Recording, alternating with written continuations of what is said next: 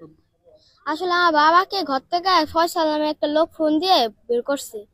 বের করার পর আবার বলছে কি আমার বাবার সাথে অল টাইম লোক থাকে, কারণ আমার বাবার সেফটির জন্য অল টাইম আব্বুর সাথে লোক থাকে 20-25 জন। তখন তাদের ফোন দিতেছিল আব্বু, কিন্তু ফয়সাল বলছে কি যে ফোন দেওয়ার দরকার নেই, আমি আসি তুই আয়। তারপরে শুনছে যে আব্বুর দোকানে তালা দিছে। এটা শুনে তো আর আব্বুর মাথা ঠিক থাকে না, কারণ আব্বুর দোকানে আব্বুর তো পারমিশন না নিয়ে তারা তালা মাইরা দিছে, তাই ওইখানে যা তালাটা ভাঙা বসছে।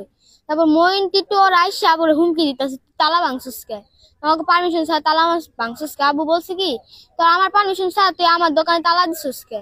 তারপরে এই কথা বলছে পরে আমার বাবাকে নিয়ে পাথর দিয়ে ছুরি দিয়ে এখানে এখানে এখানে গুলি করছে, কিভাবে নিষ্ঠুর ভাবে মারছে। ওইটাই তো আমি ওইটাই বলছি তো সরকারকে, যে আমার এতিম বানাইছে, আমি চাই না যার কাউকে এতিম বানাওক, যে কারোর বাপ হারাও কারোর বোনের ভাই হারাও, এটা আমি আর চাই না। বাংলা বুকে চাঁদাবাজরা যদি না থাকে, আমি এটাই চাই। এই যে চাঁদার জন্য যে মানুষকে খুন করে, এটা আমি আর চাই না।